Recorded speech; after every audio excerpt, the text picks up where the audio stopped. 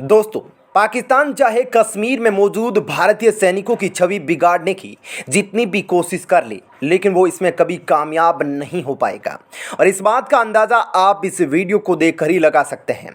दोस्तों, ये वीडियो कश्मीर का है और आप इसमें साफ साफ देख सकते हैं कि सेना की गाड़ी को कैसे फूलों से सजाया गया है। और इस गाड़ी को सिर्फ सैनिक ही नहीं बल्कि आम लोग भी खींच रहे हैं। आप सोच रहे होंगे दोस्तों कि ऐसा ये किस लिए कर रहे हैं, तो इस बारे में आपको आगे इसी वीडियो में पता चलेगा, इसलिए वीडियो को आखिर तक जरूर देखिएगा। और आपको क्या लगता है, जब पाकिस्तान के लोगों ने कश्मीर से आए इस वीडियो को देखा होगा तब उनको यह देखकर कैसा लगा होगा कि कश्मीर में भारतीय सैनिकों का इतना सम्मान हो रहा है? इस बारे में हमें अपनी राय कमेंट बॉक्स में लिखकर बताइएगा।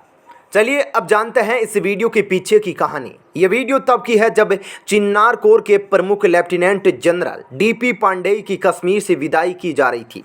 ऐसे में ना सिर्फ उनको फूलों की माला पहनाकर सम्मानित किया गया बल्कि उनकी गाड़ी को भी फूलों से सजाया गया था, जिसके बाद उनकी गाड़ी को सैनिक और आम नागरिक खुद खींच कर ले जा रहे थे।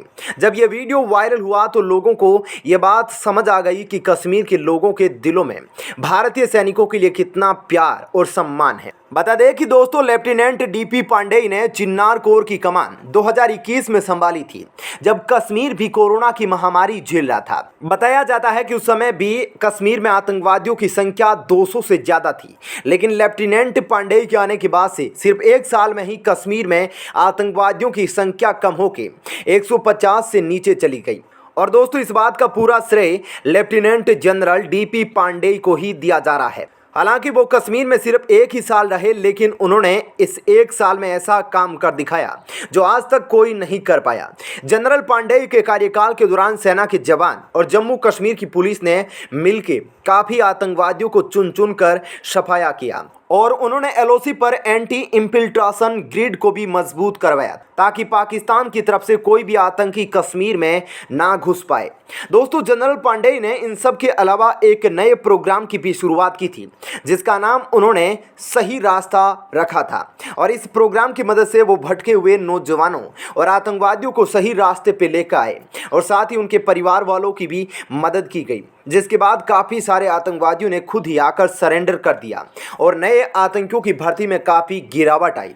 और दोस्तों, ऐसा करके उन्होंने लोगों के दिलों में अपनी छाप छोड़ दी, जिसका अंदाज़ा आप इस वीडियो में देखकर ही लगा सकते हैं, क्योंकि शायद ही किसी अफसर की विदाई लोगों ने इतने सम्मान के साथ की होगी। हेलो दोस्तों, आपको ये जानकर खुशी होगी कि जब मोदी जी जापान गए थे उस दौरान मोदी जी और जापान के प्रधानमंत्री के बीच एक और डील हुई थी और इस बारे में तमाम सूत्रों से पता चला है। इस डील से जुड़ी ये बातें सामने आई है दोस्तों कि जल्द ही जापान कश्मीर में अच्छी खासी इन्वेस्टमेंट करने वाला है। जी हाँ, आप बिल्कुल सही सुन रहे हैं। अगर आप इस बारे में और जानना चाहते हैं तो वीडियो को आखिर तक जरूर देखिएगा। दोस्तों, जैसा कि आप सभी जानते हैं कि कश्मीर को दुनिया की जन्नत भी कहा जाता है और कश्मीर की खूबसूरती को देखने के लिए हर साल लाखों पर्यटक आते हैं, क्योंकि यह प्राकृतिक रूप से इतना सुंदर है कि इसकी खूबसूरत झीलें और बर्फ से ढके पहाड़ देखते ही बनते हैं।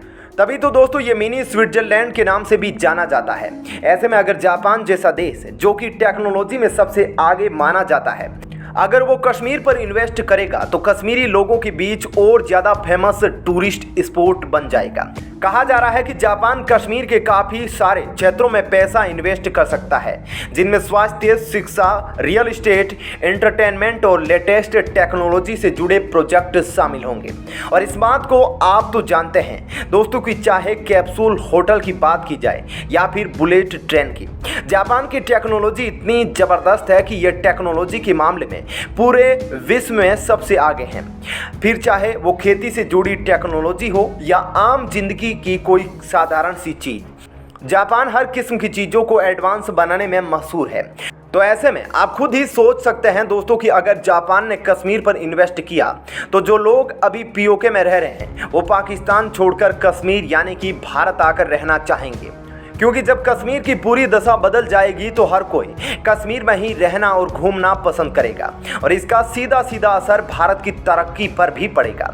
कहा जा रहा है दोस्तों ऐसा जल्दी होने की संभावना है, क्योंकि जब जापान के प्रधानमंत्री भारत आए थे उस दौरान भी उन्होंने मोदी जी से मुलाकात की थी और तब दोनों देशों के बीच निवेश से जुड़े कई करार हुए थे, जिसके बाद मोदी जी ने खुद बताया था कि आने वाले 5 सालों में जापान भारत पर पूरे 3.2 लाख करोड़ रुपए इन्वेस्ट करने वाला है। इन सब बातों से यह बात साफ हो जाती है दोस्तों कि जापान अपनी लेटेस्ट टेक्नोलॉजी का इस्तेमाल करके कश्मीर का नक्शा ही बदल देगा, जिसके बाद वहां आने वाले पर्यटकों की गिनती में भी बढ़ोतरी होगी। आपको क्या लगता है दोस्तों, क्या जापान के उठाए इस कदम का असर पीओके में रह रहे लोगों पर भी पड़ेगा? क्या वो भी भारत में बसे कश्मीर में आकर रहना पसंद करेंगे? इस बारे में हमें अपनी राय नीचे कमेंट बॉक्स में लिखकर बताइएगा। धन्यवाद। हेलो दोस्तों, ये बात तो आप सभी जानते होंगे कि कुछ समय पहले प्रधानमंत्री मोदी जी जापान की यात्रा पर गए थे और इसके लिए उनको जापान के प्रधानमंत्री ने खुद आमंत्रण भेजा था। वहां पहुंचने के बाद जापान में मोदी जी का काफ़ी अच्छे से स्वागत और सम्मान किया गया और साथ ही उन्होंने क्वाड शिखर सम्मेलन में भी हिस्सा लिया। इस दौरान काफ़ी ज़रूरी मुद्दों पर बातचीत हुई, जिनमें से एक मुद्दा पीओके से जुड़ा हुआ था। दोस्तों, आपको ये बात जानकर हैरानी होगी दोस्तों कि पीओके के मुद्दे को लेके अगर भारत अपने कदम आगे बढ़ाता है तो काफ़ी बड़े बड़े देश उसका साथ देने को तैयार है और उनमें से ही एक जापान भी है जो कि भारत का ही साथ देगा, क्योंकि जापान भी इस बात को मानता है कि पीओके भारत का ही हिस्सा है जिस पर पाकिस्तान ने ज़बरदस्ती कब्जा किया हुआ है। लेकिन इस बारे में अमेरिका ने अपनी कोई राय नहीं दी और उसने ऐसा इसलिए किया क्योंकि रूस यूक्रेन युद्ध के दौरान भारत ने सीधे तौर पर किसी का पक्ष नहीं लिया था। इसलिए भारत का देखा देखी अमेरिका भी भारत से जुड़े मुद्दे पर बिल्कुल शांत रहा। इसके अलावा अगर भारत के दुश्मन देश पाकिस्तान और चीन की बात की जाए तो दोस्तों वो इस बात से बिल्कुल भी खुश नहीं हैं। आखिर होंगे भी क्यों? पाकिस्तान और चाइना बिल्कुल भी नहीं चाहेगा कि भारत को पीओके वापस मिल जाए, क्योंकि ऐसा होने से पाकिस्तान के साथ चीन को भी भारी नुकसान झेलना पड़ेगा। जी हाँ दोस्तों, आपने बिल्कुल सही सुना।